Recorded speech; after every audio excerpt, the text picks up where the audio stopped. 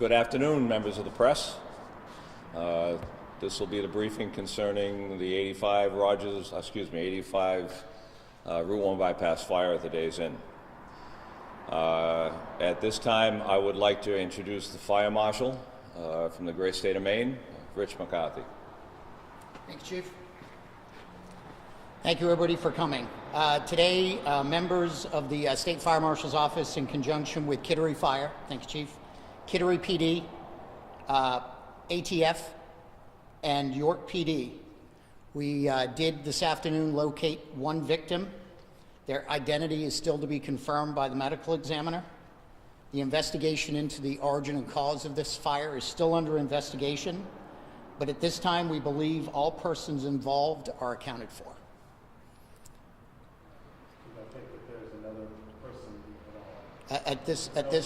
At this point, we do not know. So there's just one victim that was found? Correct, one victim. Where are they set where they were found? We do not know at this point. say roughly where in the building? The location is, Chief, would you identify that as, you called that the A side? Yeah, we actually set up the fire attack on the south side of the building, which is the 200-foot long. That made the A side. So about mid-level down the A side, about the 100-foot mark, I would say that was probably close enough to where the victim was found. Around what time did you discover that there was a body? Around 2:15 this afternoon. Was it in a room? We are unsure of that at the moment. As I said, the investigation is still continuing. Was it in the area, Chief, where you said it was really extremely hard to reach and you had to pull your fire squad away? Yeah, that was definitely in the area of the biggest burn in the building. It was the area my firefighters were trying to make an attempt to get to at the first 3 or 4 minutes of the fire. Is that a hallway area or an office? It looked like there was an office in the Hard to tell at this point in time. It was totally destroyed in that area. Is there any kind of investigation pending into the owners of this hotel? At this point, no. What about the cause of the fire itself? That the investigation will continue. So we don't have. We don't have an origin of cause at this time. The K9 that's here, is that trained in anything special? Yes, that is Cheeto, one of our K9 units, and that is a State Farm dog, and we had the dog run, and it is a specially trained accelerant dog. Maybe, Chief, you could probably elaborate a little bit more on this, on the record keeping done by the hotel, the fact that there was no guest list. I think we were digging a little bit and found that is in violation of some state statute that they are supposed to keep some list current. In your mind, does it violate that, or are you still kind of pending that? That was a problem for us to start to determine what we had for potential clients in the building. There is a Code 101, NFPA calls for in inns and motels to be able to keep that desk type of information available. It's not covered by the state fire marshal or town ordinance. It's actually in DHS. What section again, Rich? It's within DHS rules. Yeah, DHS rules. It says they have to do it. It was not being done. Are you able to rule in or out any suspicion here? At this point, the investigation is continuing. Is it known now how many people were staying in the hotel at the time of the fire and how many evacuated? That would be best answered by the fire marshal's office. They did try to, with the owner, make contact through the owner's recollection of how many people he had in it, and it was a process they went through beginning immediately when they got on site yesterday afternoon, and that proceeded right until they went home last night at about 10 o'clock, and then immediately up again this morning to chase down where those people were that were identified through the owner of the building. Is there a chance with the severity of this fire that we may not be able to identify who was there, the victim? We will have to wait to see with the ME's their investigation, and as I said, further information will come out once we get that done. Were all the employees of the inn accounted for? Yes. So it's got to be a guess. We were told there were people who kind of stay there longer term, including 3 people from the Portsmouth Naval Shipyard. We spoke with one of them today.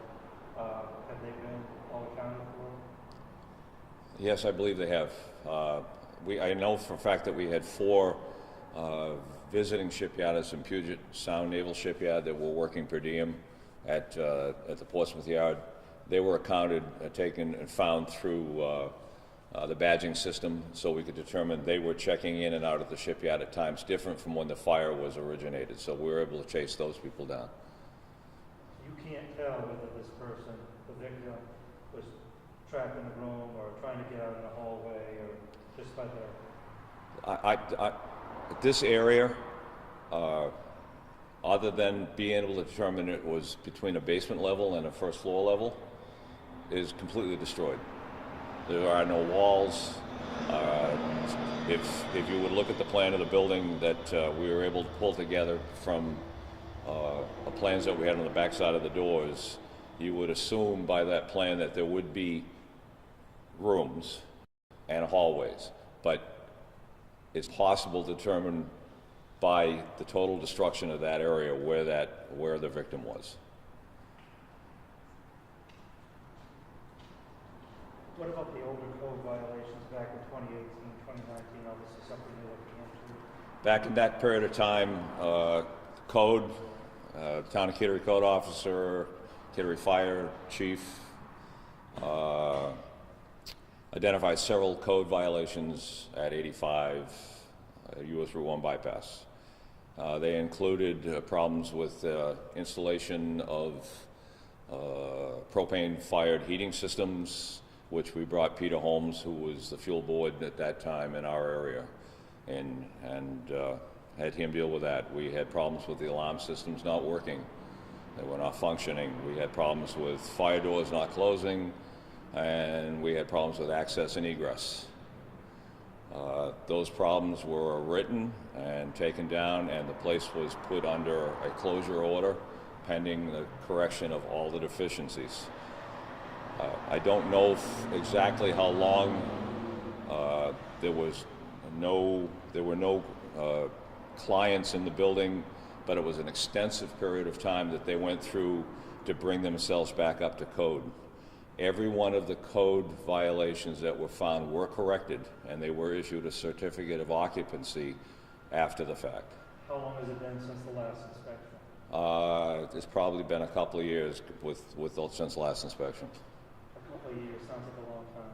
Yeah, well, it's also COVID, and it's kind of hard to get out and do that kind of amount of inspections that you would need in that kind of environment. Are there any things that you may have been able to single out or narrow down, at least for a cause? Any, like maybe 3 or 4, 2 or 3? I'm going to echo what Rich says. It's too early to determine that cause. They're working on it. That will come in due time. Were there any, when you checked in the motel, were there computer records for people staying there? If there were, they would have to be on the cloud because everything in that area was totally destroyed. We spoke with the owner too. Has he been cooperative with you? Yes, he has been very cooperative. Just for the people watching back at home, can you visualize how devastating this fire was for the interior, for your crew going in there and looking through? I mean, can you illustrate that a little bit about how devastating it looked from the inside? Would you repeat that again, please? Can you visualize how severe this fire was for your crew to battle? Yes, it was a very difficult fire. It was a challenging fire. You understand that we had 30 knot winds. That fire was fanned by the winds. It had a very, very, very large start. The building is wood frame with furniture. Lots of material to burn inside that building. It is a firefighter's nightmare with individual rooms and hallways and everything else. So trust me when I say that I was extremely hesitant when I sent my firefighters into that building to go make that initial primary search. And when I say that they went into that building on an initial primary search, they went into that building with no protection. They had their SCBAs on and their bunker gear on. They did not have a hand line. We were given pretty distinct information telling us to a room number that they thought that we could possibly find somebody if we got in there, and we did that. They made every effort to get there, And about 3 minutes into that, they reported back that they were unable to get any further up. They were about 2 to 3 rooms away from that room that was called for. And when they came out, I initiated an all-out, and that was a defensive mode after that. Is that the same area where this victim was found? No, actually. We have found out since then that some of the information we received on that thing was a little bit off. Do you know if the sprinklers went off? There are no sprinklers in the building. The owner thought that gentleman was accounted for. Does he know that there was a body found, and what was his reaction?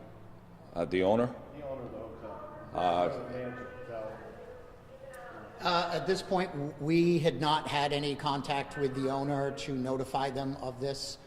This was our first notification to you folks. Did you know, though, early on that there could be somebody in there, and that's what you're looking for pretty much all day today? With people being unaccounted for, you have to. It's a two-pronged attack. You're trying to find them. Hopefully, they're out walking around. They've fled the building, gone someplace. They're gone with family. So the fire marshal and Kittery police were very diligent in trying to track down all occupants of this building. But at the end, when they still can't find it, that becomes into the search throughout the areas, and that's when the deceased was found. Any possible charges? You said that's still under investigation. Still under investigation. I'm sorry, did that dog lead you to the body? The dog had no hits. The dog was a accelerant dog, not a cadaver dog.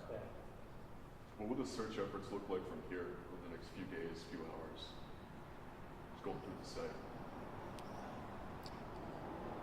You know, I don't know if I can answer that. Try it a different way. What do you anticipate it will look like for your department going through the site over the next few hours? The next few days, well, first of all, my department is going to go through what's called a critical incident stress debrief. We will be bringing the firefighters in here. I have several young firefighters that this would be their first fatal fire. We will bring them in. We have a chaplain. We will sit down and we'll go through that debrief and discuss it, and have them understand that things like this happen, and they did everything they could, and we'll deal with that. We offer counseling and move on for that. As far as the fire department, also, we have to wake up every morning. We have to do our job, and I like to think that we do it quite well. And so we wake up in the morning and we move on and we continue. If you've been in Kittery most of the day, you've heard sirens all day long. And while we were tending here, we're out having brush fires and cars falling into the river and all sorts of other situations. So it's been business as usual. Have you had anybody calling in asking about their family member who may have stayed here? At this point, we have not. As Chief said, both our investigators and Kittery PD had been working diligently since yesterday afternoon to follow up as many all leads possible to locate everybody that we thought was in the building.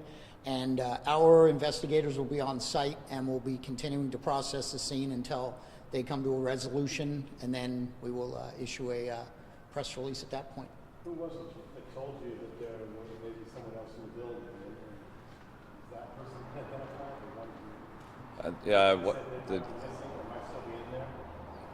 The person identified there was a possibility of the person that we went searching for at the beginning. I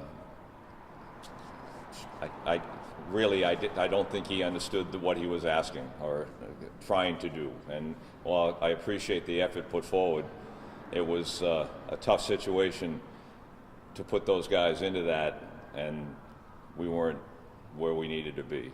So I'm not so sure we would have been able to get there anyways. Has anybody reached out and said, oh, I think that's my loved one, but you need to confirm the identity because of, I guess, has anybody reached out and say, I think it's, No one at this point.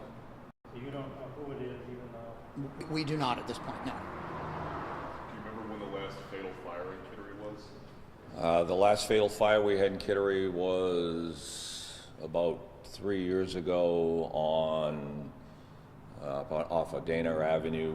We had it's a mobile home fire, and that would be about 3 years ago. Thank you. Thank you. Thank you.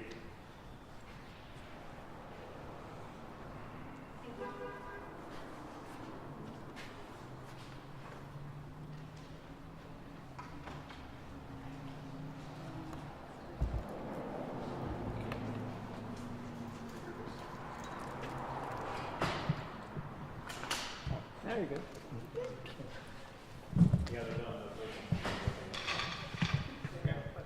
Let's go.